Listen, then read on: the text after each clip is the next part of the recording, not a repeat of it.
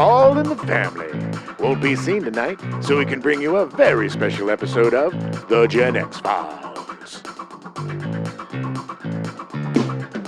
Welcome to The Gen X Files. I'm Jim. I'm Adam. And today's show is all about The Transformers, the movie. Autobots make a bad movie. I've never been able to do the transforming noise like you do it so much better than I do. For years, I've been trying to figure out how to do it, and I just can't. There was a point when we were watching yesterday where I was like, oh, that's it, and then I've lost it. Yeah, see, that was terrible. I'm sorry. I'm sorry to everyone out there. I'm sorry. Well, it took me years. I minored in, I went to the Michael Winslow School of Mouth Magician. You were the valedictorian. I was. Yeah. Yes, highlight on the dick. Thank you, Adam. All right, so welcome. This is our third entry into our Haterade month. Yeah. It's weird because I don't necessarily hate this movie. I just wish it didn't exist. So maybe that's hatred. Well, I mean, that's pretty strong. I kind of watched the Transformers when it was on Saturday morning. Yeah. With like friends in college or whatever. Not college. Not college. You would have been like 15 when it came out. Yeah, I probably didn't watch very much. You would have been like 15, so probably not. And I think later on I saw the movie. I definitely didn't see it in the theater. Yeah. But like the Transformers kind of, I just missed it. It was just a couple of years past my toy time.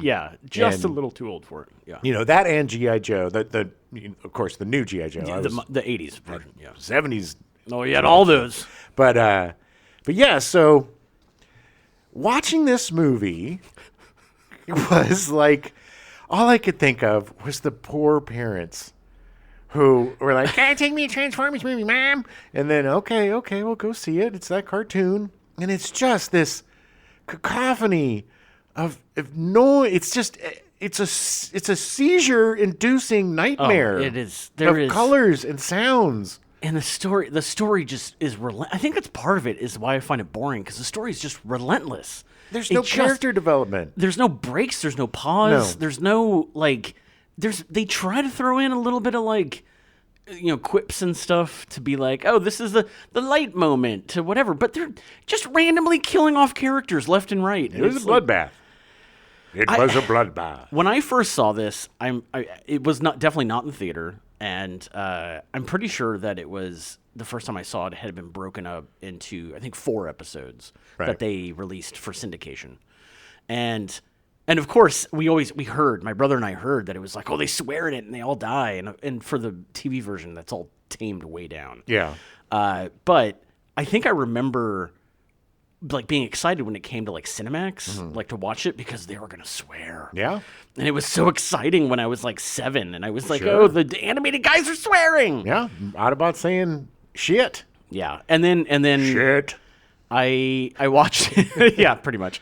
And then I watched it again in college, which had to have been less than 10 years later, and realized it does not work as a movie. Did you watch it sober? Yes. Well, that's your problem. I wasn't smoking weed at that time. I was drinking, but I wasn't I'm going to get drunk and watch the Transformers, the movie. Well, that was your first mistake, I guess. It was so boring. It does not work as a feature. It works as 4 episodes of a TV show. Okay. It just doesn't work as a movie. I don't know if it even works as 4 episodes. It's just, it doesn't have, it's just stupid. It's this big old planet named Unicron. Unicron. It's basically unicorn, but we sneakily switched 2 letters, and it's now Unicron. His name was written down wrong on his birth certificate. Yes, that's why I'm so mad. This big old eaten planet robot. Played by Orson Welles, and they actually made him Unicron almost as big as Orson Welles was at the time. Yeah, this is the joke that we kept making over and over yesterday. Orson Welles became a very fat man when he was older. Yeah, I mean, well, yes, he liked his indulgences, let's say. His cigars and his food. Did he shill for Ernest Gallo? The wine? Wasn't there a wine company? We will make no wine until it's time. God, that actually sounded pretty good. That was a good impression of him.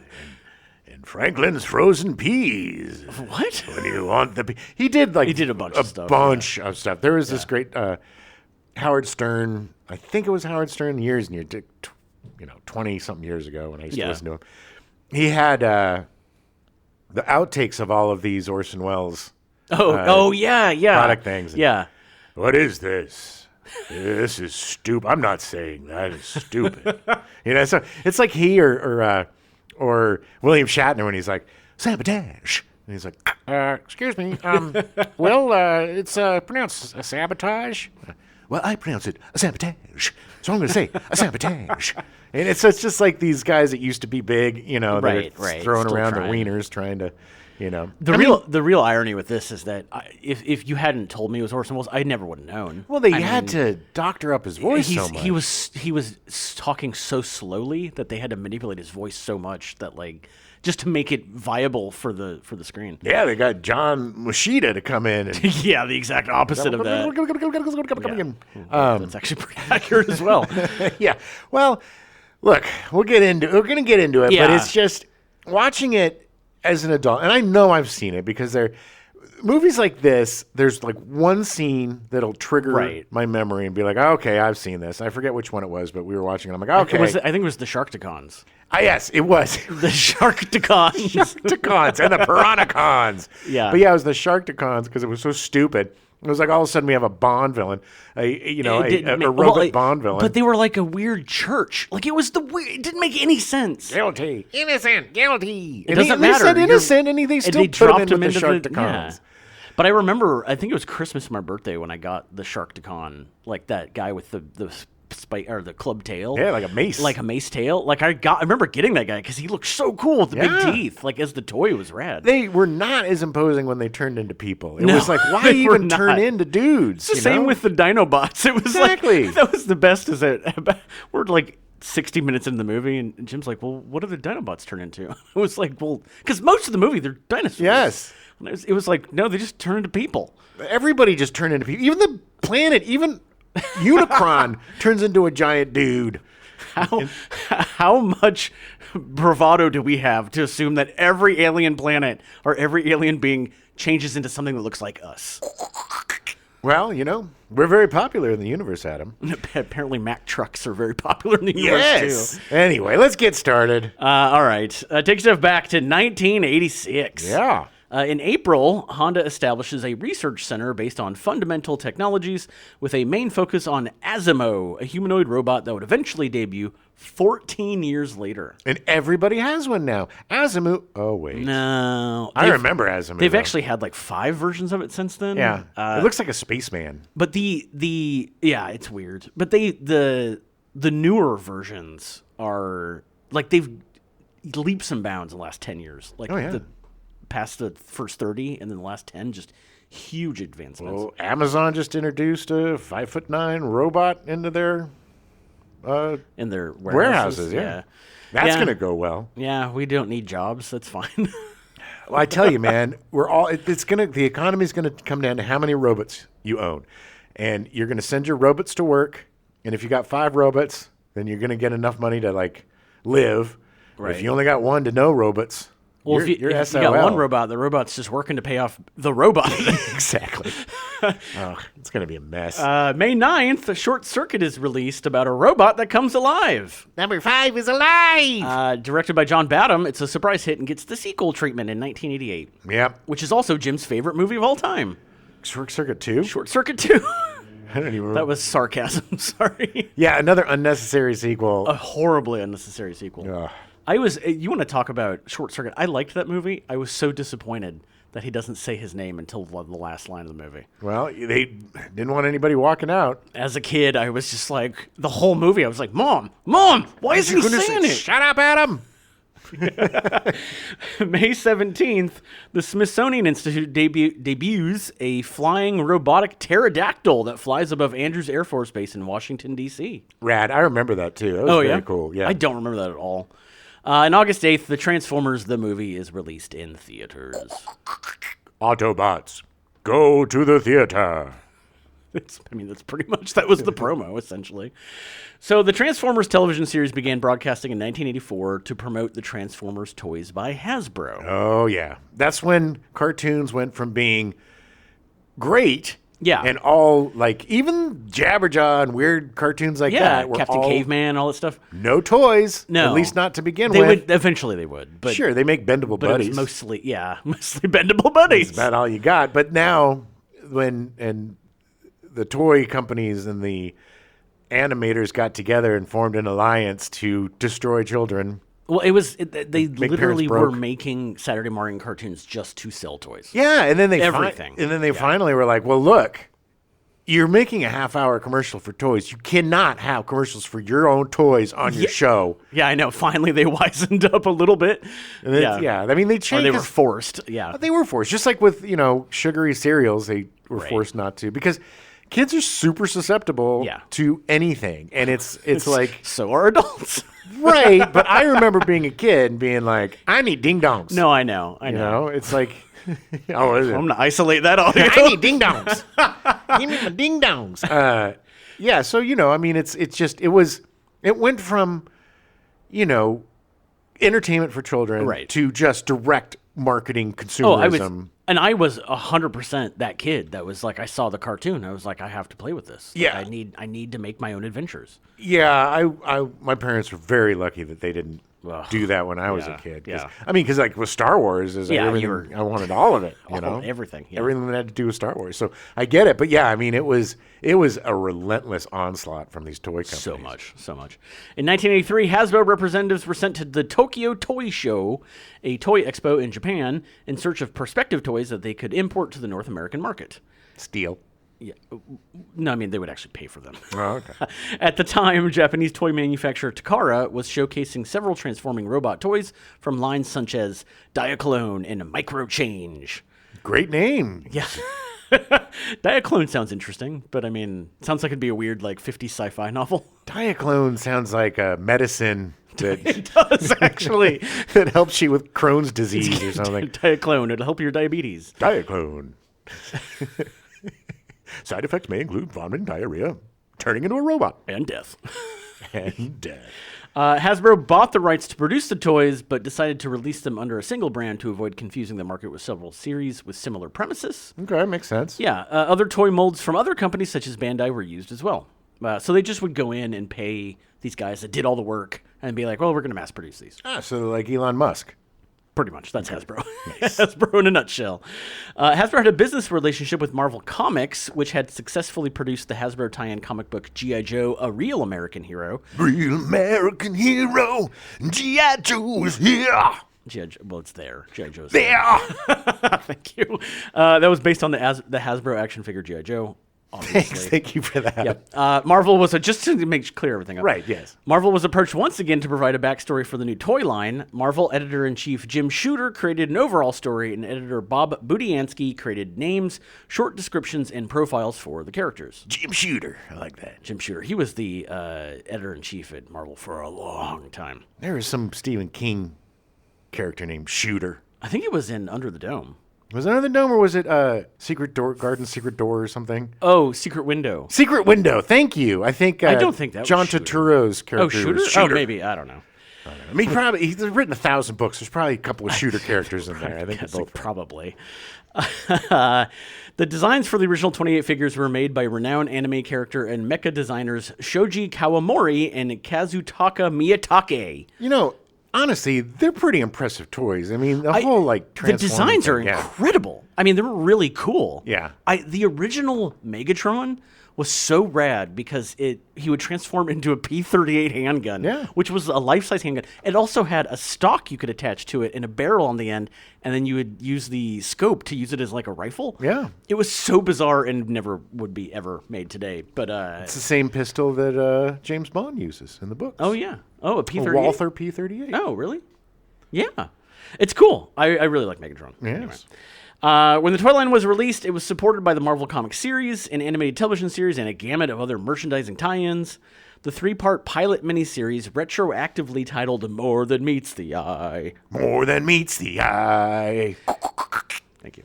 first aired in the United States in September of 1984. It depicted the Autobots and Decepticons leaving Cybertron to search for new sources of energy to revitalize their war efforts, only to crash land on Earth, where they remain entombed and offline for 4 million years. That's a long time. It's like in The Thing, where the alien's been there for a long time. Exactly. In one of the movies, didn't they dig up some guy? I'm pretty sure. I just no spoilers, but I totally ignored all of the newer movies in the script. So, well, good. I think most people should ignore those movies. They're horrible. The 13-episode first season, commissioned and produced before the pilot miniseries aired, was broadcast between October and December in 1984 on Saturday mornings. A loose story arc centered on this technology spans the season, culminating in the Ultimate Doom, a 3-part episode in which the Decepticons teleport Cybertron itself into Earth's orbit. Wow. That's a lot going on for a Saturday morning cartoon. Messed up a lot of the tides. Yeah, I mean, the moon just crashed right into it. Yes, there were a lot of lunar incongruities. Yeah, there you go. 49 further episodes were commissioned for the show's second season in 1985, bringing the total up to the magic number of 65 required to move the series into weekday broadcast syndication. Yep. That's when you come home from school and you'd watch Transformers. Yeah, and that was that's where the real money comes in. Oh, yeah. I was working for I was working on a show that was adjacent to the West Wing, that same production company. And when the West Wing got into syndication, and he literally bought like $4,000 bikes for everyone that worked on that show. That is how much money that one syndication deal made. Thanks for the bike I'll never use. It was so bizarre. I remember just going into the hallway of our post-production offices and being like, what is this? Well, that was back when, I mean, nowadays you don't get dick. I mean, that's the thing. Yeah. That's the problem is you used to be able to be on a series, and if it hit 5 years, it would hit the 100-episode mark, which was the magic 100, number. That was the 100 was the magic number. For TV. Yeah. Cartoons are different. Yeah. But once it hit that 100-episode mark and you got into syndication, you were set for life. Yeah, that was it. You didn't have to do anything else. Your residuals would be steady and good, and you could retire if you wanted to. Yeah. It was just a lot of money. And now you get like 8 cents. Yeah, now it's nothing. Season 2 was broadcast between September 1985 and January 1986. Compared to the first season, Season 2 stories were more episodic, with many of them able to air in whatever order the networks chose.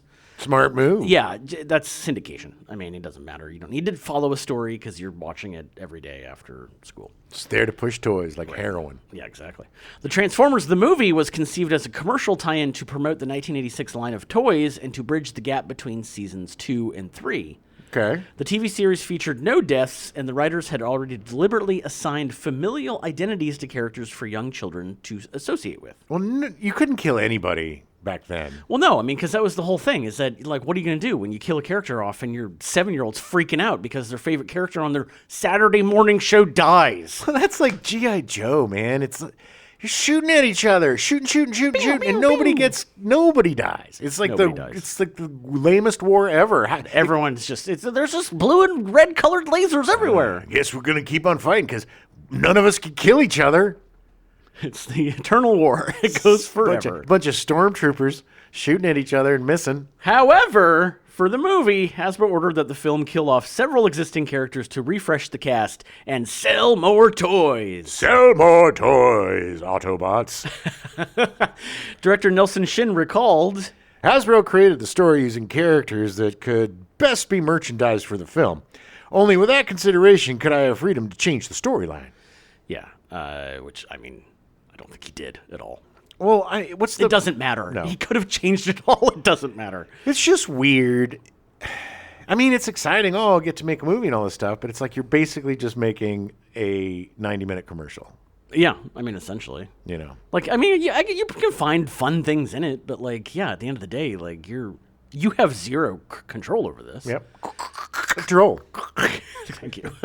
In the 1970s, Shin worked as an animator at the DePatie Freeling Enterprises and Marvel Productions, where he worked on the Pink Panther films and Spider-Man and His Amazing Friends. The Pink Panther films? Like the openings for the... I think it was, the animated openings, not those the were great. Movies, yeah. While at DFE, he also contributed to the animation of the lightsaber blades in the original Star Wars. People don't realize that someone had to literally hand animate all of the lightsabers. Yeah, and they know I did, and they don't realize that I did all the sound. You effects. did the sound effects, yeah. They called up Jim. Still do it today. He had just graduated from the Michael Winslow Academy of Sound I did. Effects. I did. So they were like, hey, get this young buck in here. I was the valedictorian. That's the word I was looking for. Valedictorian, yep. In 1985, Nelson Shin founded the studio ACOM. Much of the animation Shin Studio has produced has been for American television series. Some of ACOM's credits are The Simpsons, Batman the Animated Series, X-Men, Invasion America, and Arthur. Okay, that's pretty good. Yeah. I mean, now granted, again, I think this is just doing the animation. Like, it's not writing the series or creating the series. No. Like that. But the animation for, like, Batman the Animated Series was really good. Very good. And The Simpsons, he probably did the early stuff. Yeah, the early seasons, I'm guessing.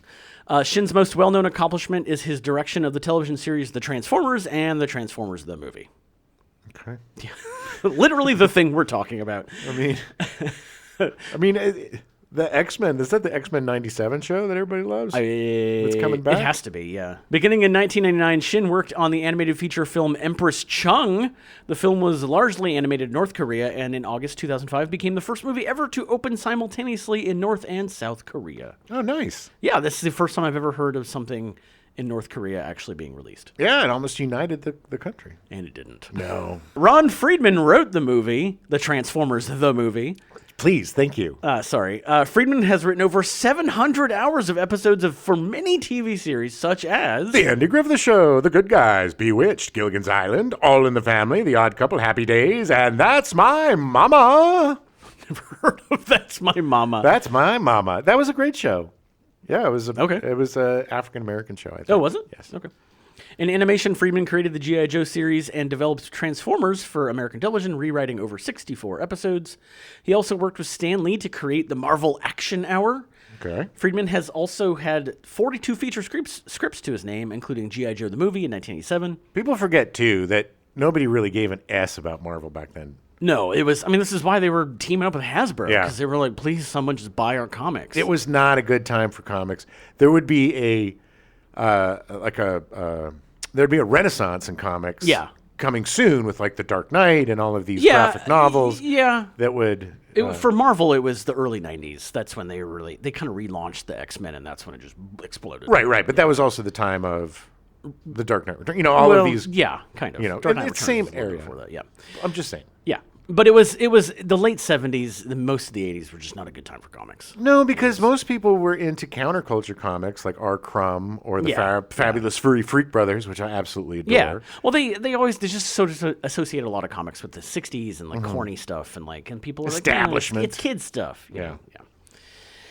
Funny how now it's the hugest thing ever. Well, also there was the Comics Code and comics were corny. I mean, they were very like They had to be, yeah. They were very rah America, communism bad. If you didn't get that CCA stamp, like you weren't going to sell anything. Exactly. It just wasn't going to happen. So there wasn't that. The storylines weren't the best back then.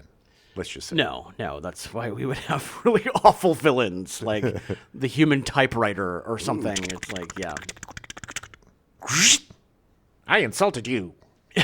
Oh, you hurt my feelings, Human Typewriter. I'm going to go home. I guess I'm going to give you all the money in my bank. Here's a note. I do want to point out that G.I. Joe the movie, the animated movie, that came out around the time when the animated series was happening, is so far superior to the Transformers the movie. Yeah, doesn't that have such a better? It has Don Johnson, right? Don Johnson plays Falcon, Yes. Lieutenant Falcon. It's so good. It's such a good movie. We'll have to cover that one. Oh my God, it's such a better movie. He would go on to create the animated series Bionic 6 in 1987. Okay. He had been nominated for multiple Emmy Awards and has won several WGA awards. Cool. Friedman has appeared twice recently on Gilbert Gottfried's audio podcasts and on Mark Evanier's video podcast in September of 2020. It must have been a little while ago if it was Gilbert Gottfried. Well, yeah, 2020. It was September 2020. Cementing his reputation as one of the industry's most compelling raconteurs. Apparently, he has a reputation of just being like a weirdo. Tell me about the story of when you were making Transformers the movie. His anecdote, as he told it to Gilbert Gottfried in their first podcast, about Lucille Ball telling him about her then husband Desi Arnaz pulling a gun on Orson Welles and threatening to kill him if he didn't deliver a long promised script. for the Fountain of Youth in 1956 remains particularly astonishing. Ah, wah, Ricky, wah, don't shoot him, wah. Okay, wow. Hey, that was a recording of what happened. Friedman is now 91, but hasn't worked much since 2007 when he produced the animation for the Simpsons movie. Nice. So being that the Transformers, the movie, was getting a theatrical release, a lot of big-name actors were hired, along with some of the actors from the TV series. Sure. Big named actors? Well, I mean, yeah. I guess. I guess. I mean, they're. I mean, I wouldn't expect some of these names to be in a Transformers animated movie. Eric Idle is the one that stands out the most. Yeah. Well, I mean, Orson Welles. I mean, even Orson Welles was not. He was doing pee commercials at that Yeah, point. yeah. He wasn't like his star was faded at that point. yeah, I know, but still, it's Orson Welles. Sure. But Robert Stack, Leonard Nimoy, like, I mean, these were Great guys. guys that didn't need to be doing this. Well, I mean, maybe. I mean, look, if I was a name, or even a big name or small name, and someone came to me and said, "Hey, you're literally going to record for like 2 days. Here's $10,000." Yeah, of course. Okay. Yeah, why not? Yeah. So Peter Cullen was Optimus Prime. Cullen from Montreal, Quebec, played a French-Canadian astronaut character named Commander B.B. Latouque, alongside Ted Ziegler for the 1969 children's show The Buddies on CFTV in Montreal. What's that all about? It's B.B. Latouque. Where's my toque? Hey, you time to get some back bacon, eh? And we're going to go on a rowboat down the river. He honed his voice skills by working as a radio announcer, notably in his hometown of Montreal, on then MOR station CKGM, doing the overnight and weekend swing shifts. What was it? MOR is like the public radio of Montreal. Welcome to CKGM, Public Radio of Canada. Yeah, essentially. From 1967 to 1969, he was the announcer for Smothers Brothers Comedy Hour. From 1971 to 1974, he, Ziegler, and Billy Van were series regulars on the Sonny and Cher Comedy Hour. Yeah, comedy in quotes. No, but Smothers Brothers was an amazing show. It was like the first kind of counterculture show. They got canceled because they were so dangerous. No, they managed to make Steve Martin a name. So I mean, Yeah, he was. It's so getting fun. his first break. Yeah. If you have some time, go on YouTube and type in Smothers Brothers Steve Martin, and you'll get to see him. His first act, his like juggling act. It's so funny. He's got dark hair. He's very handsome. He's very handsome. Yeah, it's been making the rounds a lot on the internet as of late. He's a popular guy, Steve Martin. He is. In 1974, Cullen was the announcer and a series regular with Ted Ziegler and Billy Van on the Hudson Brothers Razzle Dazzle Show. Welcome to the Hudson Brothers Razzle Dazzle Show. Cullen voiced Optimus Prime in the original 1980s Transformers animated series. He has stated that Optimus is his favorite voice role and that he based the voice of the Autobot leader on his older brother Larry, who served in Vietnam. When he came home, I could see a change. He was quieter, and he was a man and a superhero to me. I watched him and listened to him, and never had an opportunity to do a superhero, and when that came, that voice just came right out of me. I sounded like Optimus. Yeah. Essentially, I like the fact that Optimus Prime is just a Vietnam veteran with PTSD. Hey, man, makes him a lot more interesting now. Yeah. Cullen reprised the role of Optimus Prime in the 2007 Transformers live-action film, the sequels Revenge of the Fallen, Dark of the Moon, Age of Extinction, and The Last Night, the spin-off Bumblebee, and the recently released Rise of the Beasts, and the video games based on the film series, as well as 3 other Transformers video games and 3 newer animated TV series. Yeah, he's it's like Fat Tony is that way too. Joe Mantegna. Joe Mantegna. Mantegna. Yeah, I think you're right. I think Joe Fat Mantegna. Tony. Well, although I'm pretty sure Joe Mantegna just loves the character so much that he's like, anytime they ask, even if it's just a ha or hey, I love he'll Fat do it. Tony. Yeah, he's great. So this is the only time I'm going to mention these movies. So apparently there are 1, 2, 3, 4, 5, 6, 7 Transformers movies, including the spin-off Bumblebee. Yeah, the first one is okay. It's still a bloated, nasty mess. The Bumblebee movie is probably the best, only because it's very self-contained. It's like Herbie the Love Bug, but with a Transformer. And it's like a prequel movie. And it's got the guy who directed it's really good. Yeah. So like I like him. But I got to be honest. I think after Revenge of the Fallen, I don't think I've seen any of them. I don't know if I probably have, but they're just so forgettable and dumb. Only reason I remember Revenge of the Fallen was because it was released in 3D, and Jim pointed this out when the movie came out, that it forced Michael Bay to not cut every half second. Yeah, it actually made it a better movie because he couldn't just have bang, bang, bang, bang, bang, bang, like that dizzying horror. The way that he masks his horrible filmmaking by cutting every 6 seconds. I mean, if you put a camera literally everywhere, you're going to get a decent shot. Yeah, well, I can prove I'm a good director. No, you can't. So, Colin's performance in the premiere season of Transformers Prime, one of the newer animated TV series, earned him a nomination for a 2011 Daytime Emmy Award in the Outstanding Performer in an Animated Program category. Thank you, Academy. See, I can't, He has also voiced many other characters across a wide variety of popular media, including Eeyore in the Winnie the Pooh franchise. Hey, Pooh. I played Eeyore on stage once. Yeah, that makes a lot of sense. Yeah, I know. The funny thing is, I wrote the play, and then the director literally was like, "You have to play Eeyore." Oh, God, that's perfect casting. Got nominated for an award for that. For playing Eeyore? Mm-hmm. Nice. Yeah. Monterey Jack in Chippendale Rescue Rangers. The first voice of Carr in Knight Rider. They eventually changed it to somebody else. And the vocalizations of the title character in Predator. Carr? That's not Kit. That was a different... Yeah, I think it was a different car. Like another talking car that was...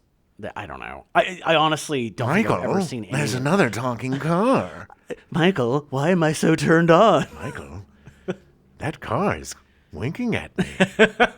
He voiced Nintendo's mascot Mario in the Donkey Kong segments on Saturday's Supercade, making him the first person to ever provide a voice for the character in Western media. It's me, Mario. Yeah. Well, there you go. You could have done it. I could have. Cullen can most recently be heard in the animated show Invincible as Thaddeus. Who's Thaddeus? I honestly don't remember. It's funny because they keep breaking up these seasons, and every time I'm like, well, I got to go back and watch everything again because I don't remember what's going on. I've just decided I'm waiting. Like, I haven't watched any of the Curb Your Enthusiasm. I'm just going to wait until it's done. I'm going to... God, that's talk about a sad downward binge. I would be so depressed watching 10 hours of Curb. The cringe binge, as we call it? Yeah. But I agree. I mean, part of me is like, I'm just going to wait. There's no reason to. Yeah. But then the sad part of that is everybody does that, and then the shows don't get renewed, and then it's done. Well, then they should know better. Look, they just they F themselves. They created something that people like. They like to binge. They like to watch everything all at once. My folks are bingers. Yeah. You know, that's a lot of retired people like binging. And I'm telling you, breaking it up or doing week to week and making it. I keep saying it over and over again. They're just reinventing cable. Oh, we're going to put commercials in, and then we'll have a whole list of live shows that you can choose from. Oh, how revolutionary. So Frank Welker is cast as Megatron, Wheelie, Soundwave, Frenzy, Rumble, and one of the Junkions. One of my absolute heroes, this man. Frank Welker. Yes. Yeah, he's great. He is he's in the tops. Like, number one is Mel Blanc. Yeah. Hands down. Greatest actor. Not just voice actor, in my opinion. Greatest actor ever. And then Frank Welker is pretty close behind. Yeah. You know? Yeah. There's just a few guys that were made for this business. Right. And Frank Welker is, and I can't believe how old he is, and he's still doing it. Yeah, he's still out there. I can't. When he dies, it's just going to be super sad. It's going to be sad. He began his career in the 1960s and holds over 860 film, television, and video game credits as of 2023, making him one of the most prolific voice actors in history. And this is amazing to me, and this is why I include this. With his films earning a total worldwide box office gross of $17.4 billion from 112 movies, he is also the third highest grossing actor as of 2023. Not paid, but he's not like getting paid the most, but his movies are highest box grossing. Office gross. Right, yeah. Unfortunately, he probably made about $1,700 from all of that. But hey, you know what? He's going to keep working. Oh, yeah. I'm just saying the voiceover situation, at least it's gotten a little bit better, but it's just, unless you're top tier, it's really hard to make money. It's like, well, that's why you can work on 5 different projects in a week. Unless you're paid 5 different times. Work for The Simpsons, you get like $50 million. Well, yeah. Surprisingly, number 4 in the worldwide, the highest grossing actors, John Ratzenberger, with $16.7 billion from 52 movies. Well, yeah, because it's the All Pixar the Pixar movies. stuff. Yeah. Welker is behind Stan Lee, who is number 1 with $30.6 billion from 50 movies, which is also ironic because he usually has one line in every movie. Well, I mean, that's a cameo. I know. And Samuel Jackson with $27.7 billion from 142 movies. Yeah, he worms his way into every franchise he can. He does. And for the better of the franchise. Yeah, I mean, Sam Jackson is an American treasure. He is. Welker is best known for voicing Fred Jones in the Scooby-Doo franchise since its inception in 1969 and the title protagonist himself since 2002. Hey, Scoob. Hey, Scoob. Hey, guy. I don't know how he... I don't. I wear an ascot. Yeah. In 2020, Welker reprised the latter role in the CGI animated film Scoob. Scoob. The only original voice actor from the series in the movie's cast. Rest or dead. Yeah.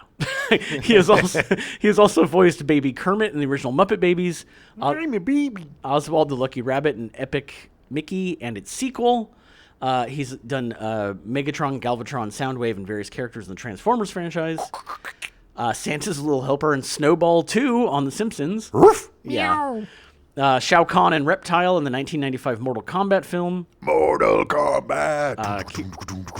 Curious George in the Curious George franchise. I'm curious. Garfield on The Garfield Show. F you. I'm sorry, Kate Garfield. Nibbler on Futurama. The titular character in Jabberjaw. Jabber, jabber, jabber, jaw. Speed Buggy in the Scooby-Doo franchise. Astro and Orbity on the 1980s revival of the Jetsons. Rhyme Rastro. And various characters on the Smurfs. Much of his work includes animal and monster vocalizations. Yes. He just has an amazing range. Well, Nibbler also talks like this when does, he's not. Yeah. In 2016, he received a Lifetime Achievement Emmy Award. He was nominated for the Children's and Family Emmy Award for Outstanding Voice Performance in an Animated Program in 2022. And despite their on-screen rivalry in the Transformers series, Welker and Cullen are actually very close friends. Oh, I'm sure. Yeah. They're the two tops. They've been doing it together forever. Decades, yeah. And they play a lot of, like, bad guy, good guy, don't they? Yeah. They Nemesis. go back and forth a lot. Leonard Nimoy is Galvatron, the resurrected Megatron. Leonard Nimoy. Yeah, whatever. Despite Welker voicing Galvatron in the later seasons of the TV series, in the movie, the character was voiced by Leonard Nimoy. Beam me up, Megatron. Nimoy is best known for playing Spock in the Star Trek franchise. Logical. This includes originating Spock in the original Star Trek series in 1966, then Star Trek the Animated Series, the first 6 Star Trek films, and Star Trek The Next Generation. Nimoy has also directed films including Star Trek III, The Search for Spock in 1984, Star Trek IV, The Voyage Home in 1986, Good one. and 3 Men and a Baby in 1987. Good movie. Which is a great movie. It's one of my guilty pleasures. And appeared in several films, television shows, and voice acted in several video games. Yeah. In 1975, Nimoy's renditions of Ray Bradbury's There'll Come Soft Rains and Usher 2, both from the Martian Chronicles, were released on Caedmon Records. And do not forget The Ballad of Bilbo Baggins. Oh, yeah. He had a... I did not include any of that. But yes, that was so number bizarre. one single, straight to the top. So bizarre. During 1980, Nimoy hosted the Friday Adventure Night segment of the radio drama series Mutual Radio Theater, heard via the Mutual Broadcasting System. Okay. Together with John Delancey, another actor from the Star Trek franchise. He plays Q. Oh, yeah. John Delancey. Nimoy created Alien Voices, an audio production venture that specializes in audio dramatizations. Very cool. This is fascinating because I'd never heard of this. Among the works jointly narrated by the pair are The Time Machine, Journey to the Center of the Earth, The Lost World, The Invisible Man, The First Men in the Moon, and several television specials for the Sci-Fi Channel. Very cool. Sadly, the venture was eventually discontinued due to a lack of recouping costs. Well, yeah, I mean, that's a very niche thing. You can make money off of audio dramatizations. Yeah. Something that you do because you love it, not because you're going to make money. Hey, Leonard, this is not 1930. Illogical. In January 2014, Nimoy revealed publicly that he'd been diagnosed with chronic obstructive pulmonary disease, also known as COPD, a condition he attributed to a smoking addiction he had quit about 30 years earlier. That's the worst thing, man. Most smokers that don't quit smoking never get lung cancer. Yeah. And it's just, I'm waiting for the repercussions of my smoking addiction How long did you smoke for? I smoked probably close to 30 years. 30, really? I didn't realize it was 20 that to long. 50, no, 20, a little less, like No 20 less than something that. years. Yeah. 20 something. My dad smoked for a long time, and he has COPD. Yeah, my stepdad smoked for a long time, and I think that's what got him. Yeah.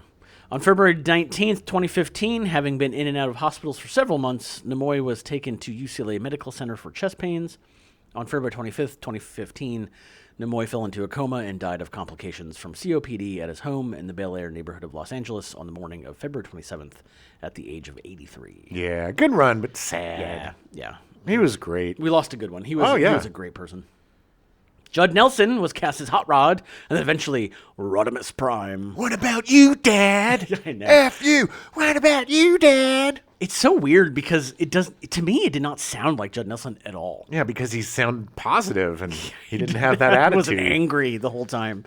Nelson began acting in the mid-1980s, starring in Making the Grade in 1984 and in Fandango in 85, starring opposite Kevin Costner. Fandango is a great movie. We're definitely going to cover that. I don't think I've ever seen it. It's really good. I think it also has Daniel Stern might be in it. Yes, I think you're right. That's And there's one other guy too. But it's just this fun movie about these guys. I think one of them is going to go. I think actually Judd Nelson is going to Vietnam. oh yeah, And then yeah, they're kind of like having a last big like weekend. a big guys' weekend Yeah. to say goodbye. Yeah. Yeah, it was really fun.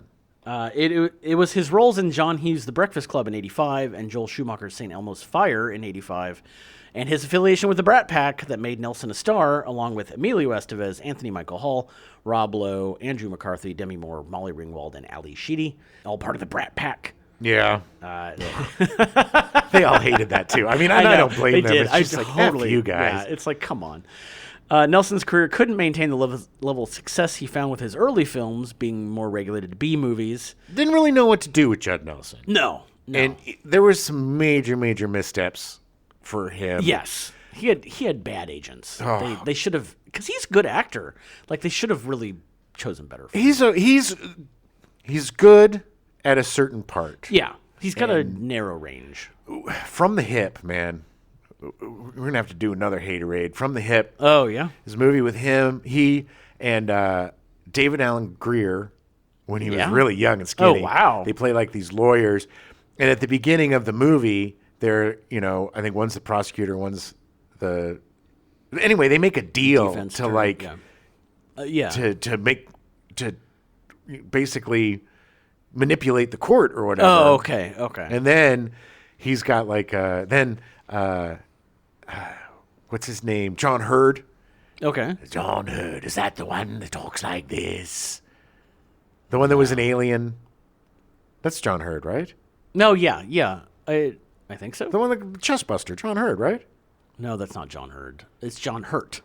Okay, John Hurt. Sorry, that's all, but John Hurt is somebody else. So I was He confused. plays the killer. John Hurt. Anyway, it's just an awful movie, and and he had this string of these really dumb bad movies, Right, just bad movies, yeah. that just killed his career. Yeah, just not good choices. He did find more luck in TV. He appeared in 71 episodes of the sitcom Suddenly Susan from 1996 to 99. Yeah. He also did 5 episodes on the drama Empire. Okay. In 2007, he returned to voice acting for the first time since the Transformers the movie, voicing John Bender in the Family Guy episode Blue Harvest. Okay. He also was in Moonlighting. He did an episode, Devil in the Blue Dress, with Whoopi Goldberg when she was smoking hot. Yeah. This would lead to more voice work with a recurring role on Ben 10 Omniverse. Okay. And reprising his role of Hot Rod in Transformers Titans Return and Transformers Power of the Primes. Never heard of these. These were all like 2010s like animated series. Okay. Yeah. But it's just interesting to me that he was like, you know what? Voiceover. Why not go back to it? You work when you work, and you work what kind of work you can work. Yeah. He most recently can be seen in The Most Dangerous Game, the remake of the 1932 movie starring Tom Berenger, Bruce Dern, and Casper Van Dien. Oh, poor old Bruce Dern. He was just nominated for an Oscar. He doesn't need to be relegated to these crap movies. Not. He does not.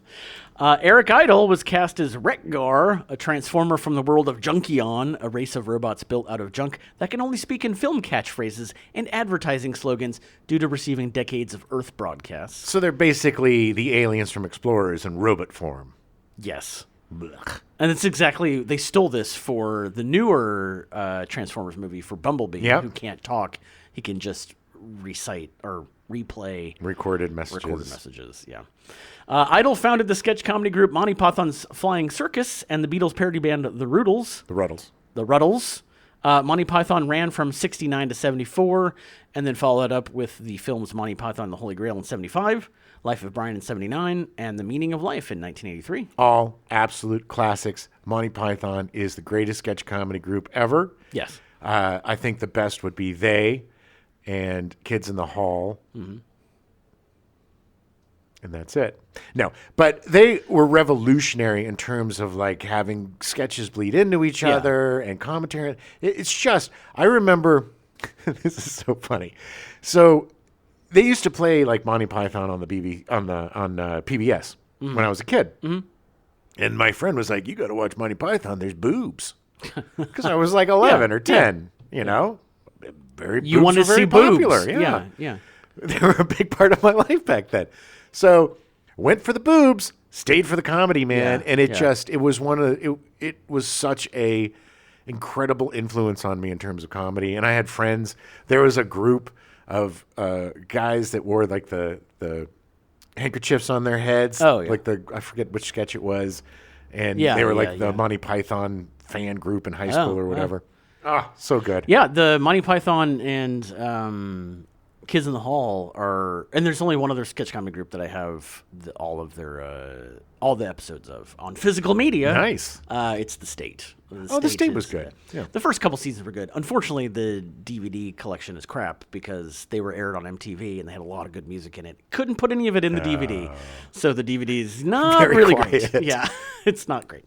But yeah, I definitely Kids in the Hall and very treasured, part of my treasured collection because they're just amazing. Oh, my God. And if you missed the Kids in the Hall redo when they came out a couple of years ago. It yet. Yeah. They're just as funny as they were. One of the greatest moments I ever had was working with 4 of the 5 Kids in the Halls guys down at the Peter Allen Theater. They were so nice and so fun. Hilarious. Idol made his Broadway debut with his adaptation of Monty Python and the Holy Grail into a musical, Spamalot, which came out in 2005. Yeah. Which was a critical and commercial success, earning the Tony Award for Best Musical and Grammy Award for Best Musical Theater Album. Spamalot is amazing. I do not like musicals, and it is one of the funniest things I've ever seen. Well, because it's Python. Because it is so irreverent and funny. It is so funny. Well, there's a lot of music in Camelot too. I mean, there was, Yeah, I mean, it's great though because they incorporate the audience. Like at one point, they have to go and redo the entire first act of the musical because it's like they're like, no, this is wrong, and then it's so funny. But that lends itself because the greatest ending of a comedy movie ever is they all get arrested. Yeah, it's just we didn't know how to end this, so here it is. According to them, they ran out of money. Brilliant, though. Idol had a long career, and at 80 continues to work. We will definitely be covering him more in depth at a future date. Oh, my God, of course. He most recently can be seen in The Masked Singer, where he played a hedgehog, but was eliminated in the first round. Oh, that's kind of sad. It is sad, and I can't imagine. I'm sure it's Eric Idle's like, whatever, I'm going to be on this Rudy show. Giuliani was on The Masked Singer. That's how corrupt and gross that show is. Oh, but the show's just stupid. Casey Kasem was cast as Cliff Jumper. I'm Casey Kasem. Kasem is possibly most known, possibly best known for the radio countdown show American Top 40. A long-distance dedication. Jill says of John, "John, I love you. I'm sorry I cheated on you with your brothers several times. Now I want to send this song to tell you that I'm sorry. And that song is Beat It by Michael Jackson."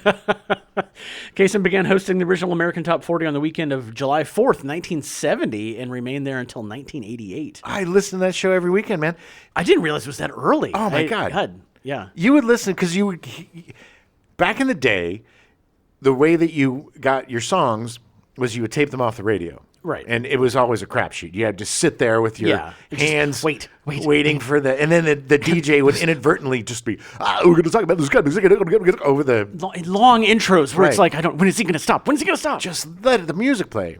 But with this, you had a better chance because you knew what was coming. because it was the top 40, and he would have the long distance dedication, and all of these little things that made it very personal. Yeah, and it was like, great. And he had a great voice. He was so good. It was great. He would then spend 9 years after that hosting another countdown titled Casey's Top 40, beginning in January of 1989. You got to put my name on it. And ending in February of 1998, before returning to revive American Top 40 in 1998. It's funny because he recorded down at the corner of Ventura and Van Nuys. Oh, wow. Like there was the Fox Sports building and stuff. But I remember driving by there when I first moved out here like 20 years ago and seeing, American Top 40 on the outside. Casey Kasem. Yeah. He also had a long career as a voice actor. He was the first voice actor to voice Shaggy Rogers in the Scooby-Doo franchise. Zoinks! From 69 to 97 and then 2002 to 2009. Hey, Scoob! And as Dick Grayson / Robin in Super Friends from 73 to 85. Holy crap, Batman! He also appeared in 60 episodes of the Transformers TV show, playing Cliffjumper, I'm assuming. Kasem also provided many commercial voiceovers, performed many voices for children's television, such as Sesame Street and the Transformers cartoon series, such as Sesame Street. He was the voice of NBC and helped with the annual Jerry Lewis Telethon. And his wife was on Cheers as Carla's ex-husband's wife.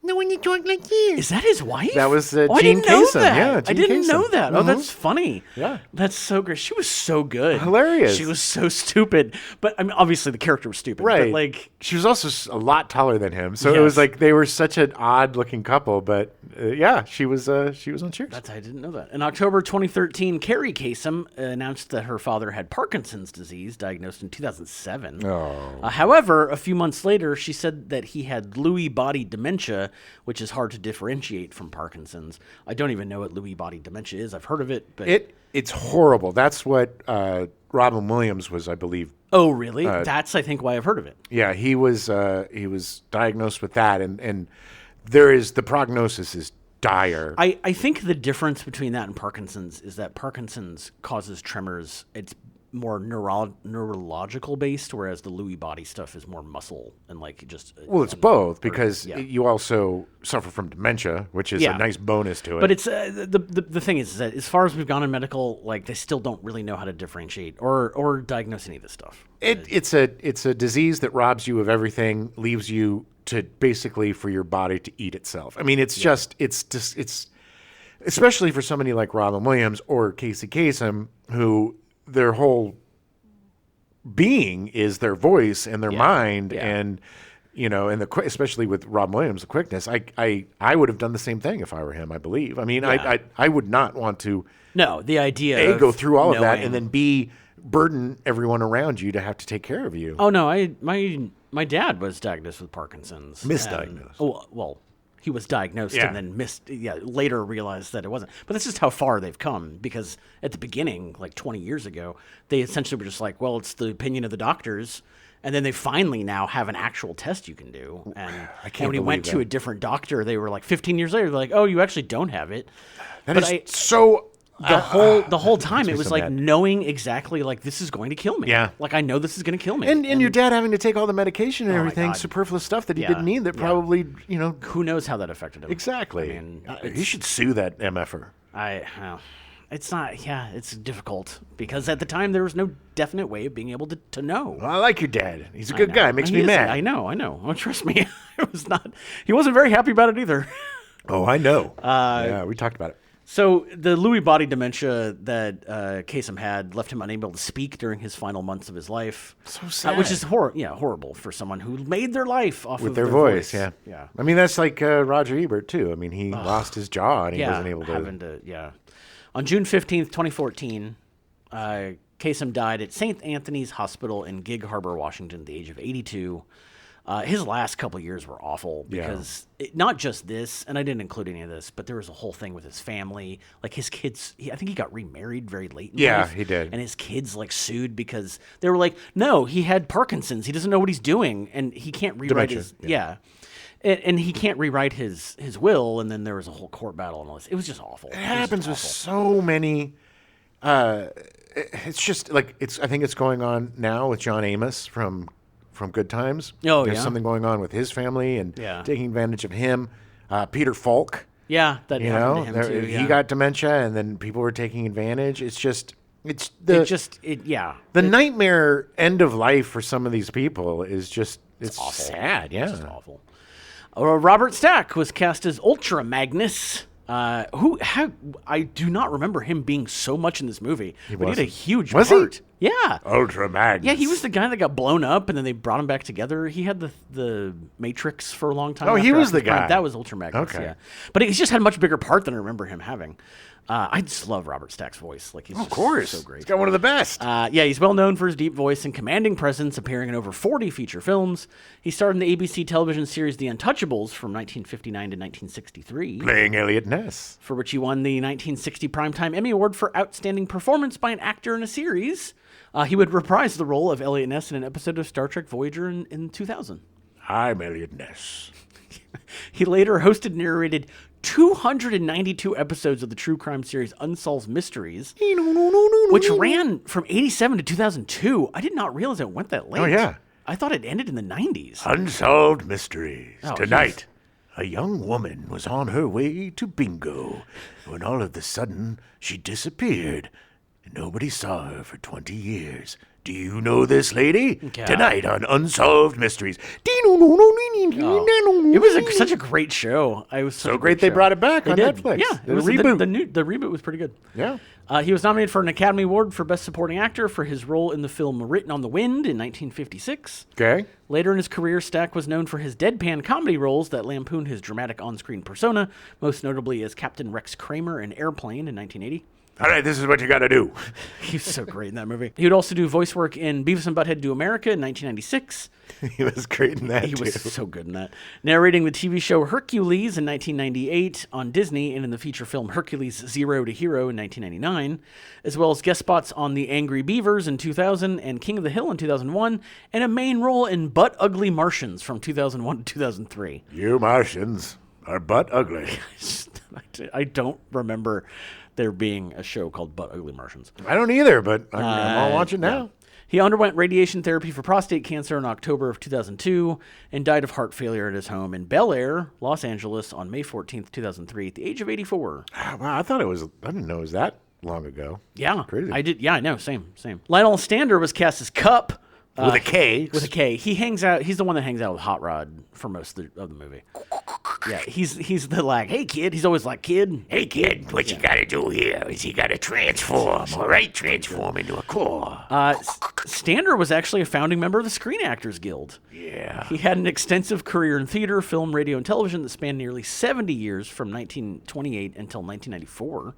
He was known on-screen for his distinctive raspy voice and tough guy demeanor, and off-screen for his outspoken left-wing political beliefs. Yep. One of the first Hollywood actors to be subpoenaed before the House Un-American Activities Committee during the Second Red Scare, Stander was blacklisted from the late 1940s until the mid-1960s. Are you now, or have you ever been a member of the Communist Party? He would not back down, and he did not name any names, which is why he got horribly blacklisted. Name some names, Stander. He wouldn't. No, I won't name any names. Name some names, Stander. No, go F yourself. Following his experience with the Hollywood blacklist, Stander moved to Europe, where he appeared in many genre films, including several spaghetti westerns. Ooh. He returned to the United States in the late 1970s, playing the role of the Major Domo Max on the 1980s mystery television series Heart to Heart, earning him a Golden Globe Award for Best Supporting Actor, series, miniseries, or television film. Yeah, I take care of the Hearts. Mr. and Mrs. Hart, when they're solving crimes, I come in there and I give them, here's your club sandwich, Mr. Hart, and here's your champagne, Mrs. Hart. Stander was married 6 times and fathered 6 daughters. I don't know if they were from all 6 different wives. Well, they can only stand so much of that voice. Yeah. His last film role was in The Last Good Time in 1994, co-starring Armin Mueller-Stahl, Olivia Dabo, and Maureen Stapleton in his final theatrical role, directed by Bob Balaban. Oh, yeah. Remember Armin Mueller-Stahl? He was, Yeah. huge. Yeah. I don't think I've seen The Last Good Time, so I'm curious. I mean, I like all the actors. So I'm pretty sure I did see it. and I love Bob Balaban, so like I would definitely be down for anything he directed. And he's got such a fun name to say, Ba-ba-la-ba. He does. He's so good. Stander died of lung cancer in Los Angeles, California in 1994 at the age of 86. Oh, God, a lot of hard deaths in this Yeah. one. But they're all in their 80s. I mean, they made it for a while, but Yeah, like, but still, it's cancer sucks. can't any of them just die in their sleep peacefully? No. They got to No. get all this dementia and cancer and and crappy kids and all sorts of stuff. Ugh. John Machida Jr. is Blur. He is best known for his rapid speech delivery. I'm just going to go micro machines. Yeah, Machida has been credited in the Guinness Book of World Records as the world's fastest talker with the ability to articulate 586 words per minute. That's like what I'm going to do. I can talk really fast. His record was broken in 1990 by Steve Woodmore, who spoke 637 words per minute, and then by Sean Shannon, who spoke 655 words per minute on August 30th, 1995. Nice. However, Moshida questions the legitimacy of those claim to be faster than him. I don't believe they did it. They used performance-enhancing drugs. They used cocaine. I didn't know. I only used cocaine when I was doing the Transformers movies because it took really fast. He appeared in over 100 commercials as the Micro Machines Man and in a 1981 ad for FedEx. I loved the Micro Machines when I was young. Micro machines. They were just so... Everybody get micro machines. They were actually kind of pointless, but they were just tiny little cars. But I loved them. Teeny weeny cars. In addition to his commercials for Federal Express, Machida completed over 750 television and radio commercials, including national campaigns for Mineral Rights, Quality in Northwest Airlines, Olympus Camera, Mattel, Post Cereals, Tiger Games, Continental Airlines, Burger King, ABC, NBC, CBS, PBS, HBO, Micro Machines, and JetBlue. Nice. That was good. In addition to voicing Blur in the movie, he also provided the voice in the Transformers TV show and in Transformers Animated between 2008 and 2009, and 2 direct-to-video films. Oh, yeah. It's awful. Listening, it's just the worst. Blur was the worst to me. Yeah, I can't. Every time he started talking. He was the epitome of what is going on in this movie. His last credit is for the Fox show Superhuman, which aired in 2017. He's still around. He's in his 60s. He just can't talk fast anymore. I don't know. I mean, he in 2017 did. That was the whole thing. Superhuman was about people that have these weird superhuman abilities. Hey, my superhuman ability is talking really fast. I remember trying to watch it, and then it was around the time when Fox was just being weird. But good for him. I mean, that dude built a career on talking fast. Yeah.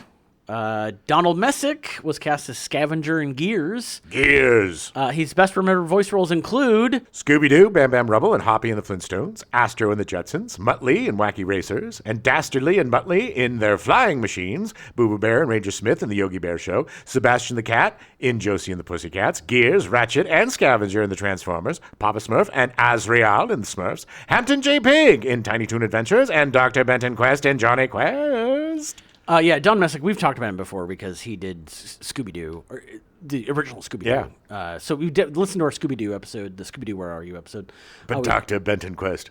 Oh, I love Johnny Quest. Johnny, you go with race. Go with this older man and your little friend Haji and your dog Bandit. And I'm going to do science things.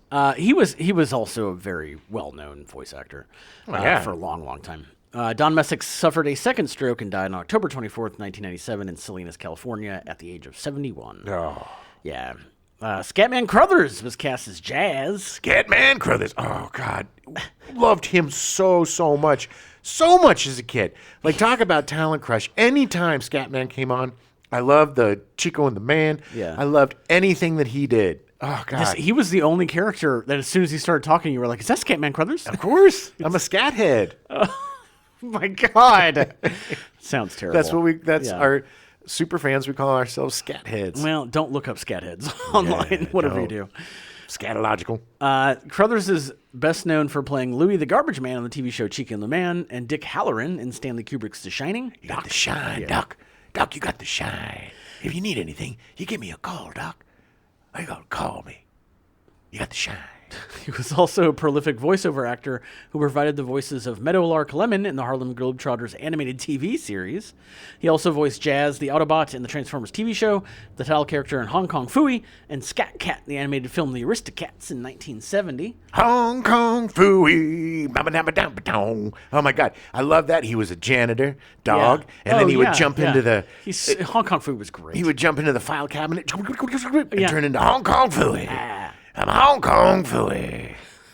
Loved him. On November 22nd, 1986, Crothers died at age 76 in his home in Van Nuys after struggling with lung cancer for nearly 4 years. Oh, so sad. I didn't realize it was 86. Yeah, 76. No, in 86 when he died. Oh, okay. He was 76. Right. But I just didn't realize it was that long. Yeah. That long ago. Yeah. I mean, because he was old in The Shining. He was in his Yeah, 60s. that's true. I mean, yeah. He was always kind of an old, wise dude. Yeah, yeah.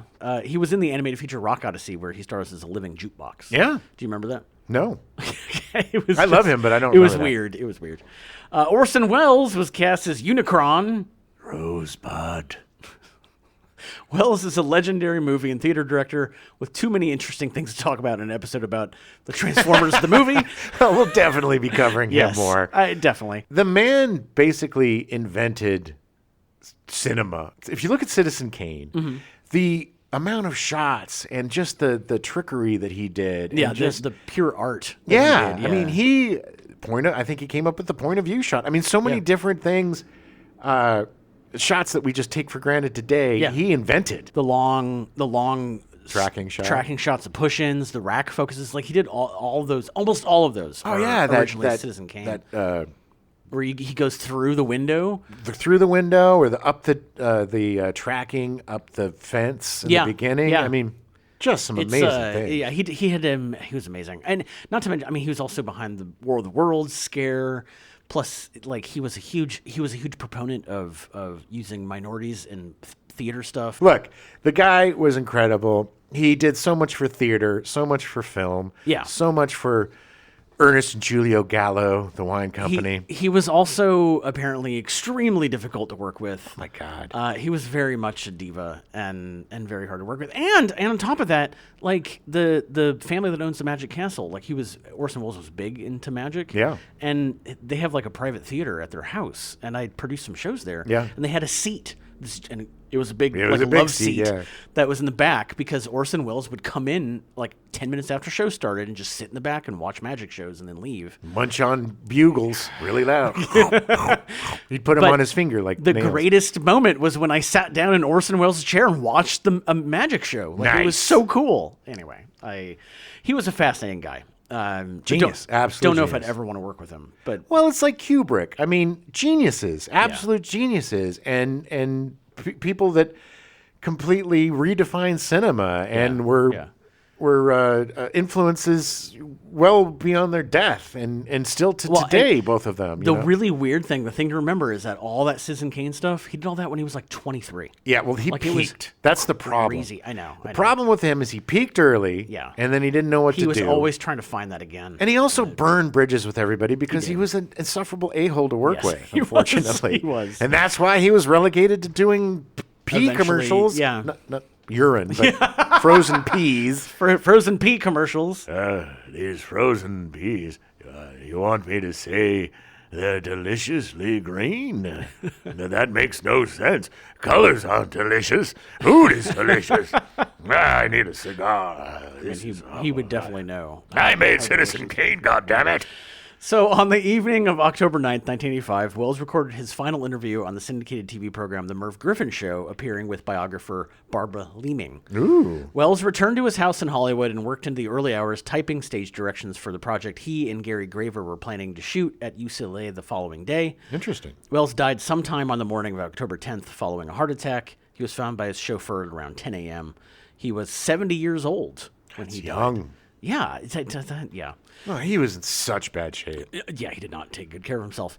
The last film roles before Welles' death included voice work in the animated films Enchanted Journey in 1984 and the animated film The Transformers the Movie, in which he provided the voice of the planet-eating supervillain Unicron. I am Unicron. He finished recording his lines for the movie on October 5th, just 5 days before his death. This movie's going to kill me. Easy. Oh, wait, it did.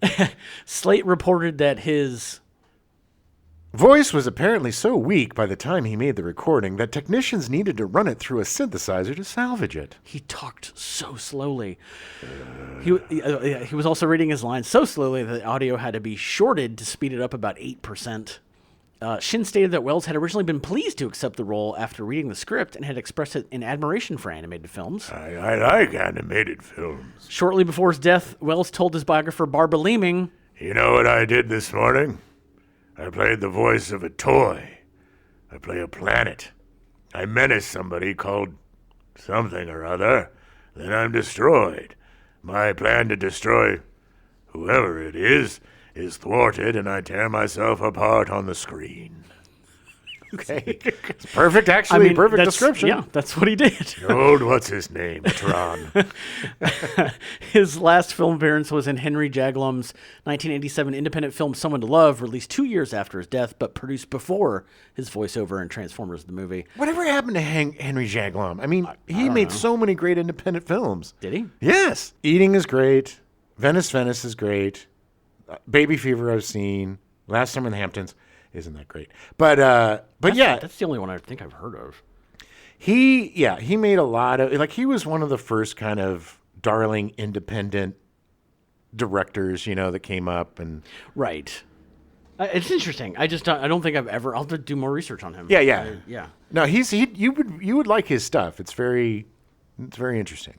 Orson Welles' last television appearance was on the television show Moonlighting. He recorded an introduction to an episode entitled The Dream Sequence Always Rings Twice, which was partially filmed in black and white. Yeah, sitting there smoking one of his giant, it's like the size of a sausage cigar. Ugh. In tonight's episode, it's going to be turning black and white. There's nothing wrong with your television. Yeah. It's just a stylized voice. The episode aired 5 days after his death and was dedicated to his memory. Yeah.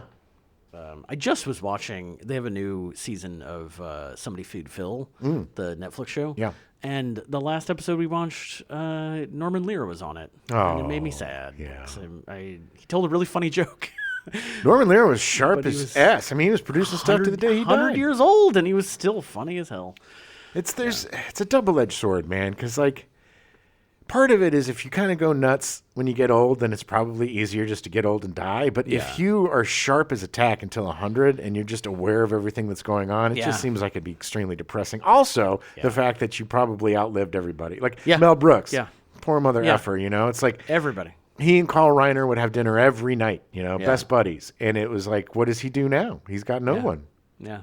Watches Jeopardy by himself. Oh, I'm sure he's got a bunch of little hangers on. I'm sure he does. Bunch of little comedy nerds trying to come over. Yeah, I'm your friend. So the film's budget was $6 million, 6 times greater than that of the equivalent 90 minutes of the TV series. Okay. It is a feature. Yeah. Shin's team of almost 100 personnel normally took 3 months to make one episode of the series, so the extra budget did not help the considerable time constraints from the concurrent production of both the film and the TV series. Huh. They were like, yeah, we need this feature film, but you gotta keep making season 3. F you, man. A scene in which Ultra Magnus is drawn and quartered was scripted and storyboarded. Good Lord. But replaced with the scene of him being shot and then just basically explodes. Well, yeah, they still, burst into he's still parts. in pieces, yeah. Another unproduced scene would have killed basically the entire 84 product line in a charge against the Decepticons. They literally, Hasbro wanted them to kill everyone. So stupid. So short-sighted. So stupid. That being said, they still managed to kill off a lot of characters, including Brawn, Prowl, Ratchet, Ironhide, Wheeljack, Windcharger, Skywarp, Thundercracker, Shrapnel, Bombshell, Kickback, Starscream, Kranix, Ultra Magnus, Shockwave, and Unicron. In total, 70 Transformers are killed in the movie. Oh, good, because those names are stupid. Megatron was killed and revived as Galvatron. Don't kill me. Yeah, and of course Optimus Prime. The biggest shock to moviegoers. Ouch. Shin conceived of Prime's body fading to gray to show that the spirit was gone from the body. The decision to kill off main characters was not met well by audiences and the creatives behind the project. This is what is so remarkable to me. Yeah. Is that these idiots were like, nobody gonna care. It's just toys. 8-year-olds will get it. They don't It's care. fine. They just want new toys. They're just giving them new toys. They don't have what do you mean an emotional attachment? They're just kids. What do they know about emotional attachment? Yeah, just walk it off. Screenwriter Ron Friedman, who had written for the TV series, advised against killing Autobot leader Optimus Prime. He said, to remove Optimus Prime, to physically remove Daddy from the family, that wasn't going to work. I told Hasbro and their lieutenants they would have to bring him back, but they said no and had great things planned. In other words, they were going to create new, more expensive toys. First of all, gross calling him daddy. It's Ron Friedman. He's a weirdo. According to the screenwriters, Hasbro underestimated the extent to which Prime's death would shock the young audience. Yeah, you think? Story consultant Flint Deal said, We didn't know he was an icon. It was a toy show. We just thought we were killing off old product line to replace it with new products. Kids were crying in the theaters. We heard about people leaving the movie. We were getting a lot of nasty notes about it. There was some kid who locked himself in his bedroom for 2 weeks. Yeah. That kid has emotional problems. Well, yeah, he probably had a horrible stepdad. Well, that kid was me. No. Optimus Prime was subsequently revived in the TV series. Yeah, it's just how out of touch are you? This is again, this is in line with the show, in line with our month of Haterade and how executives should not be making creative decisions. Hey, guys. Look, we don't see characters. We see money. Dollar signs. Dollar signs. Thank you. Dollar signs. Dollar signs, Prime, as we called him, seemed to have outlasted his economic viability. So we're like, new toys. Why are they going to care? Kids are dumb. Kids don't know nothing. We could just put something there. They won't even know. I mean, my kids are pretty dumb. So I just was like, look, here's Optimus Prime, and here's Schloptimus Prime. Would you have killed off the My Little Pony character line to have a new character line in a movie? Well, that was my note. Yeah. It was going to be, we were going to call it My Little Pony, They Shoot Horses, Don't They? I wrote it. Anyway, gotta go find my kids. All right. They're probably crying because he killed off Optimus Prime. Yes, well, yeah. So Stan Bush's song "The Touch" is prominently featured in the film, having been originally written for Sylvester Stallone film Cobra. You got the touch. Boom, boom. You got the power. Got the first one. He holds it for so long. It was also featured in Boogie Nights, being sung by Mark Wahlberg. It gives me, because I didn't know this when I watched Boogie Nights. I thought it was just a horrible song that they made for this movie that these porno guys wrote. But the fact that these dumb, coked out porno guys are doing a cover of a song from the Transformers gives it even more depth. Makes it even more brilliant. Oh, yeah. God, I love Paul Thomas Anderson so much. So great. A remix is featured in the 2012 video game Transformers Fall of Cybertron. It's also featured in the 2018 film Bumblebee. You got the touch. You got the power.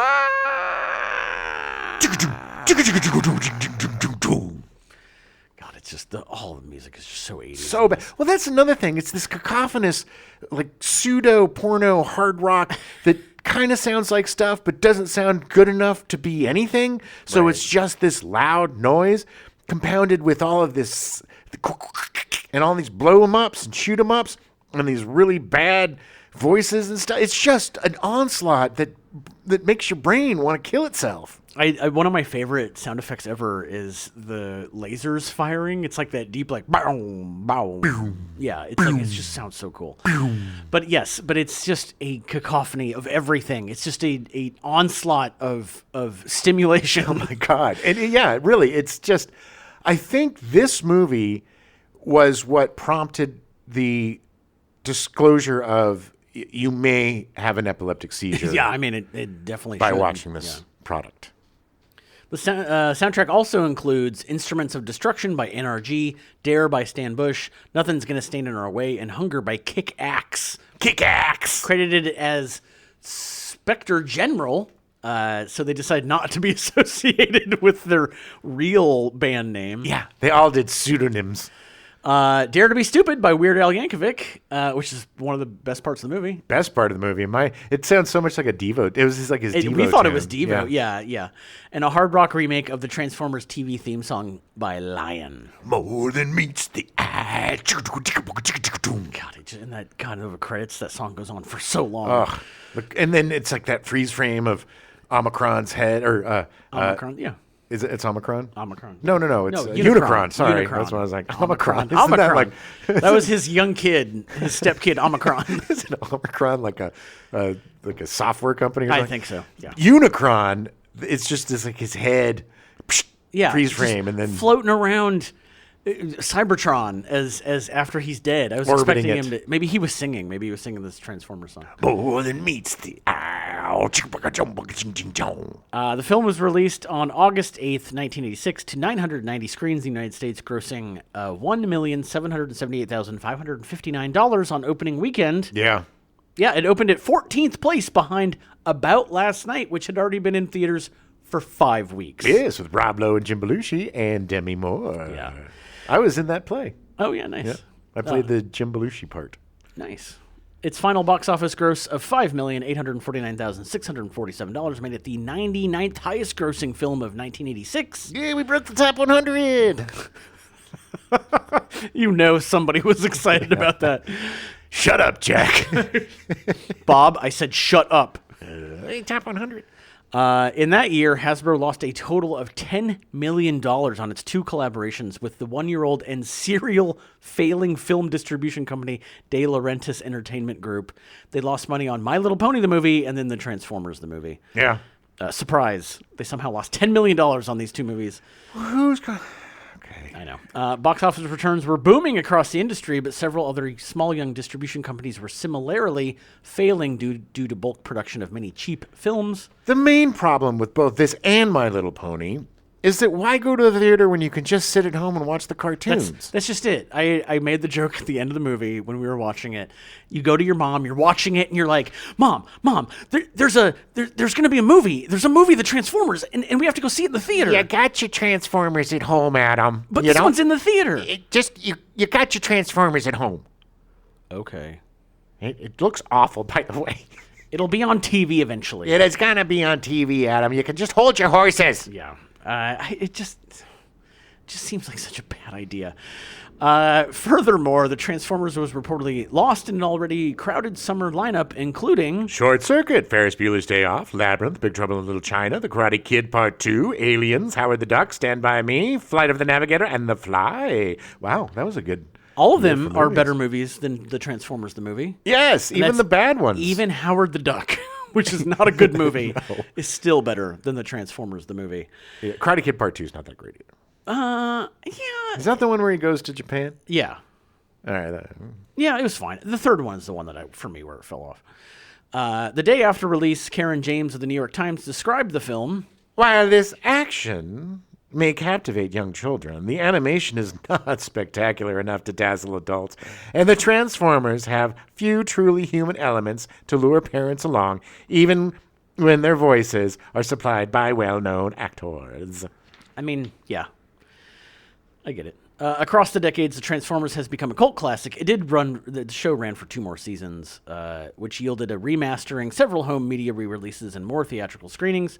In September 2018, the film was screened for 1 night in the United States in 450, later increased by 300, totaling 750 theaters. Yeah, it's another cult classic because kids grew up on it and loved it. We didn't even talk about Daniel Maidenhall as Daniel Witwicky. Yeah, and they or brought the lady that played Arcee. I didn't include her. Susan Blue. Yeah, Susan Blue. She was the Smurfette of the. They always had to have one. Always had to have one. Yeah, which, funny enough, Susan Blue was actually sister-in-law to Paris Themmen, a friend of ours who played Mike TV. Nice. In the original Charlie and the Chocolate Factory. Yeah. Or Willy Wonka. Willy Not Wonka. Charlie, That's right, Willy yes. Wonka, Paris yeah. would be upset with you. I know. He's a really nice guy. He's a great guy. He's a great businessman. He's totally pivoted and made a career for himself. Yeah, made a bunch of careers for himself. Yeah. Very successful guy. I don't want to say that I hate this movie. I never think about this movie. I was more disappointed. Just disappointed by this.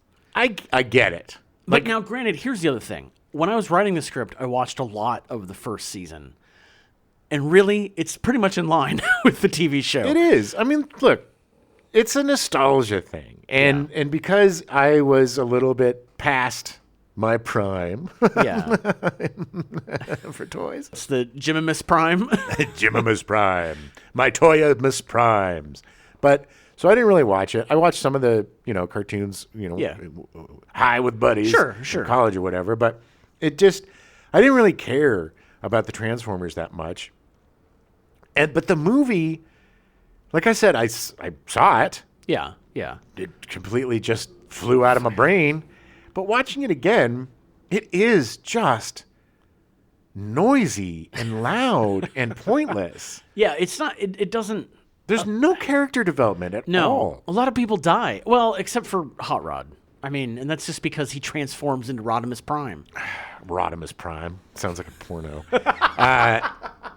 But also, it's like not the Transformers Triple X. And then exactly, Rodimus Prime is coming.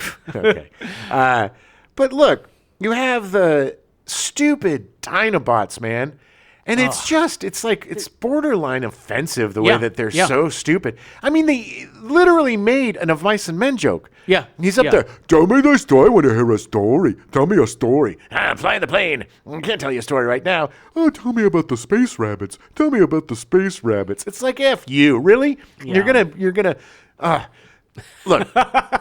Granted, every cartoon had some version of Lenny because dumb was funny back then, and we didn't really care about.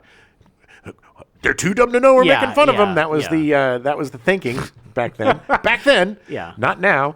But it was insulting, and you can see them pushing these new toys as the new heroes or whatever. But because they don't have the backstory and the gravitas of like an Optimus Prime or the original Transformers that we've grown to love and care about over the first season, you kill them off in the first act. Yeah, and then you have these guys that we don't really know anything about. That just kind of show up and are there. Wandering around, going to weird places. Apparently, except for us, there's no such thing as organic aliens. No. They're all just Transformers. Well, there was that one alien that had the alien head that had the tentacles that was kind of a hybrid. The head was even kind of Transformer-y. Right, but he was kind of a hybrid of the tentacles, organic and mechanical. But it was just weird that it's like, and then even the junk planet, it's like, we'll send all our junk here, and then Junkion. The Junkions like somehow come out of that. And who cares? It just was like, it seems like a movie made on cocaine again. It's like, okay, all right, we're gonna have Well, everybody likes dinosaurs. What do kids love? Kids love dinosaurs. Dinobots. We're gonna have Dinobots. Okay, but the Dinobots, they're little brains, acorn-sized brains, so they're gonna be super dumb. So we have a bunch of dumb guys. Comic relief. Great. Yeah. Okay. And then we'll get the guy that talks really fast. Blur. Because, he's cocaine personified. And then we'll get him. And then we'll and then it's just like, and then we'll get this guy to, and then we'll do this. And then we'll do that. And then it's just, but we're not going to do is make a coherent movie with any sort of plot. No plot. I mean, there's a basic skeleton of a plot, but none of it really makes any sense. No, because what is Unicron's motivation, by the way? He just has to destroy everything. I mean, that's it. Like, that's his whole thing. He enslaves... he's like their version of Galactus from the Marvel Comics. Sure. Like, You're right, but it's like he has to eat stuff to stay alive, and that means planets. Someone eat planets. But none of the other Transformers have to eat stuff to stay alive. It's stupid.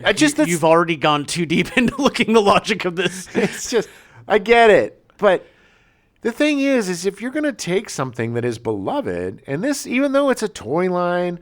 People love this. People love G.I. Joe. Look, the G.I. Joe movie, which granted came out after this, so maybe Ron Friedman realized, hey, I should actually have a rising action and plot and story. and some gravitas to stuff, not just random. There was a point when characters died, and I was like, I had to look at the plot summary, and I was like, I turned to Jim, and I was like, wait, did they die already? Yeah, they just They were dead. It's like, okay. All unceremonious except for Prime. I mean, you have you have no reason to care about any of them. It moves too fast for you to care about anything. There's not like a down moment where everybody kind of reflects on what's going on, which is what you need in these types of movies. Just a few moments to be like, well, we lost a lot of good Autobots today. I mean, anything that's more than just super intense crazy all the time. Yes, just shooting and... I mean, the only scene is where Hot Rod and Daniel Witwicky are fishing. They're sitting there fishing, and that's in the first 2 minutes of the movie. Stop fishing with your pet boy. We have things to do. That was the best, is that it really looks like they just have a pet boy. His pet human. Travels around. Stop touching your pet human. We have things to do. I think it just really made me realize, especially even this time watching it, that I just really didn't like the Transformers story. I just don't get it. It's overly complicated. And this one, because this was basically, it wasn't a movie, it was a hour and a half product launch Yeah. commercial. Well, and even more so because this movie, the first two seasons are set in 84 and 85. Yeah. Or 84, theoretically. And this movie was set in 2004. It was 20 years later. Yeah. So literally, even if you're watching the show, like suddenly you're just in completely different places. The Decepticons had taken over Cybertron, and it was just kind of a throwaway line of like, oh yeah, they're on Cybertron. It's like, okay. Well, that's where they effed up because it should have been a continuation of what was Yeah. going on. Yeah. Even if they were going to kill everybody off and start it over again, it could still have happened in 84. Yeah. There's You no know? reason for it to. It was just overly complicated and completely just a mess. eliminating Earth, which, that was the Yeah. interesting thing is watching big old robots fight on Earth. Yeah. And only having two humans, the Witwickies, and the Witwicky boy is so annoying. So, and by the way, Daniel's dad's name is Spike, and you know what his dad's name is? He was in the very first episode of the first show. Sparkplug. Sparkplug Witwicky. Sparkplug Witwicky. You're a little spark plug, aren't you? Yeah. So anyway, this is not a good movie. No. And I mean, maybe we're wrong. Maybe if you want to email us at genxfilespodcast@gmail.com and let us know how wrong we are. Sure. That's fine. Please, I would love to hear the reasons why. Look, verdict, haterade, baby. Haterade, very much It's haterade. just, and I love stuff like this. I mean, I love nostalgia. I love cartoons. We all know how much I adore animation. Yeah. And it's always and with the voice talent of Scatman Crothers and Orson Welles and Frank Welker and Leonard Nimoy and Peter Cullen and all of these people, Robert Stack, you couldn't even tell who was who because everything was No. happening so fast. No. And I couldn't tell Cup from Cliff Jumper from. Well, that was know? I think the reason why I thought that Robert Stack was so much in it because he was the only voice I really recognized through the whole Yeah. thing. It was like, oh, okay. But I'll say when we first started watching it, sat down and I was like, oh, like the animation's kind of weird. And Colors cool. were cool, it's Like, it was like, trippy. oh yeah, and then it just is relentless. Yeah. It just never stops. The soundtrack is so bad. It's like a really bad softcore porno soundtrack or something. It's like they were trying to do the Transformers version of the animated movie Heavy Metal. Sure. Yeah. It was supposed to be we wanted to But be in- kick ass, man. In such a bad way. Yeah. I mean, the horrible music, everything about it is just bombastic. It's just a relentless assault on your senses. And by the time it's over, you're exhausted because you don't know what's happened. You feel weird, you need to kind of sit in quiet for a little while because, all the colors in your eyes and everything are jibber-jibber-jibber. But yeah, this isn't like Explorers where I hate that movie so much Yeah. for reasons that we talked about. Yes. Or Highlander that you hated that movie so much for reasons that we talked about. And I see your point, and yeah, it's not a great movie. This is just something that just kind of shouldn't have existed. Yeah, it should have just been part of the show. Yeah. There's no reason it needed to be a theatrical movie. But it shouldn't have existed for the fact that it did nothing to advance the Transformers story or lore. It just was made to sell toys. Yeah. And so, and just like the executives and the fact that they were like, why would anybody care if a toy died? How out of touch are you? That's the only quote you need to know to see how bad this movie is. Who's going to care about a toy dying? Yeah. All right. Well, we'll be back next week. One more to go, baby. One more to go. I'm excited to watch Clerks again. It's been a while. Very curious, yes, because I detested this movie when I saw it. And I've watched the subsequent sequels, and they've been okay. But I have not seen the third movie yet. I'm pretty sure. I've seen all of his movies, I think. You've seen it. Because I think it's been on Stars. I don't think you've seen it. When did it come out? Last year? Oh, then yeah, I probably haven't Yeah. seen it. Last year or 2 years ago. I just remember the one with Clerks 2 came out in like 2006. Rosario Dawson. Yeah, that was Clerks 2. Yeah. Look, I will say, after the episode, even if you like the movie, you're probably not going to like the movie. no. Well, I also, and no offense to these guys, they're not really actors, but the guys that played the leads, bringing them back for sequels is just kind of mean. Well, yeah. Because It's not. The funny thing is that the guy that plays Randall did not want to do any more of the movies. I don't blame him. At all. This is really bad. not a good actor, and I'm sorry. I but- like Randall. I like the two leads. I think they're great in that movie. They just are not actors. No, and they're not compelling, and they're not. And there's no way that guy would date Rosario Dawson. I'm sorry. No, There's no way no. she would fall for that man. I know. Anyway, maybe All she right. would. Who well, knows? we'll find out more next week. The hate's already starting. Yeah. All right. Avoid this movie at all cost, Autobots. The Bumblebee movie. We now return you to your regularly scheduled program, Unsolved Mysteries, already in progress.